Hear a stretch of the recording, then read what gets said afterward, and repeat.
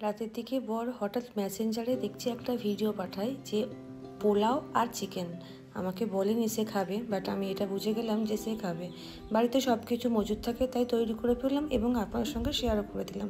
প্রথমে বাসমতি চালটা আমি নিয়েছি, তাতে ধুয়ে কিছুক্ষণ আমি শুকিয়ে নিয়েছিলাম ঝরঝরে করে। তারপরে তাতে বাড়িতে থাকা হলুদ দিয়ে দিয়েছি, আদা বাটা, খাওয়া ঘি মাখিয়ে কিন্তু আবার রেখে দিয়েছিলাম। তারপরে কড়ার মধ্যে আমি তেল দিয়ে কাজু কিশমিশটা ভেজে নিয়ে গোটা গরম মশলা, তেজপাতা ফোড়ন দিয়ে আমি চালটা দিয়ে বেশ অনেকক্ষণ নাড়াচাড়া করে ভাজা ভাজা করেছিলাম। তারপরে ওতে আমি 2 বাটি গরম জল দিয়ে দিয়েছিলাম এবং বারে বারে কিন্তু দেখতে থাকছিলাম। নামাবার আগে কিন্তু লবণ আর 1 বাটি কিন্তু আমি মিষ্টি দিয়েছিলাম, মানে চিনি কিন্তু যে যার ইচ্ছা মতন নেবেন। চিনিটা কিন্তু গলে জল হয়, এটা মাথায় রাখবেন, সেই বুঝে কিন্তু এটা ইউজ করবেন। তারপর কাঁচা লঙ্কা দিয়ে হালকা হাতে নাড়াচাড়া করে কিন্তু আবার চাপা দিয়ে দিয়েছিলাম, কারণ এটা কিন্তু ভীষণ সেন্সিটিভ একটা পার্ট। আপনারা কিন্তু বারবার দেখতে হবে, বারবার নেড়ে দেখবেন না, তাহলে কিন্তু ভাতগুলো ভেঙে যাবে।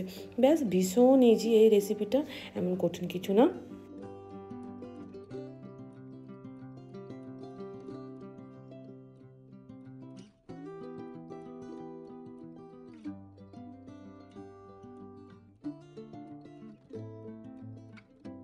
নেক্সট চিলি চিকেনের জন্য চিকেনের পিসগুলোকে এরকম ছোটো ছোটো করে কেটে নিয়েছি। চাইলে আপনারা কিন্তু হাড়ের পিসও আনতে পারেন, তবে আমাদের এই পিসটা বেশি ভালো লাগে। তারপর এতে আদা বাটা, রসুন বাটা, এতে গোলমরিচ, রেড চিলি পাউডার, কর্নফ্লাওয়ার এবং খুব অল্প পরিমাণে ময়দা এবং তেল দিয়ে কিন্তু ম্যারিনেট করে রেখে দিয়েছিলাম ফ্রিজে প্রায় 30 মিনিট মতন। তারপরে এটা সাদা তেলে আপনারা ইউজ করতে পারেন, আমি দিয়েছি সর্ষের তেল। তারপরে এগুলোকে একটা একটা করে কিন্তু ভেজে নেব। যদি আপনাদের মনে হয় যে ব্যাটারটা নরম হয়ে গেছে, সেই ক্ষেত্রে কিন্তু আপনারা এতে কর্নফ্লাওয়ার ইউজ করবেন, কিন্তু কোনো ময়দার ইউজ করবেন না, তাহলে কিন্তু পকোড়ার মতন খেতে হয়ে যাবে। এই যে একে একে ভেজে নেবেন। সবজির মধ্যে নিয়েছিলাম ক্যাপসিকাম, গাজর, টমেটো আর পেঁয়াজ। তো এরকম কিউব করে কেটে নিয়ে আমি এখানে গরম মশলার ফোড়ন দিয়ে প্রথমে আমি দিয়ে দিয়েছিলাম গাজরটা, যেহেতু একটু সময় লাগবে। তারপরে ক্যাপসিকাম, তারপরে পেঁয়াজ, তারপরে লাস্টের দিকে আমি দিয়ে দিয়েছিলাম টমেটোটা। তো এরকম হালকাভাবে আমাকে নেড়ে নিতে হবে জিনিসটাকে।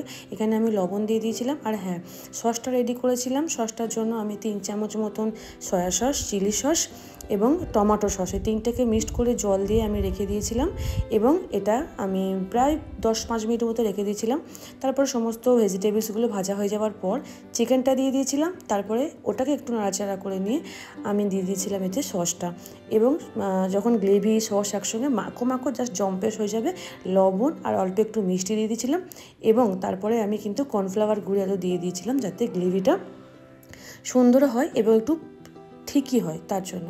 তো এই তৈরি হয়ে গেল আমাদের পোলাও আর চিলি চিকেন। এর সম্পূর্ণ ইচ্ছাটা ছিল আমার বরের, এই জন্যই বারবার বলছি, কারণ সে কিন্তু খুব একটা ডিমান্ড রাখে না খাওয়ার জন্য।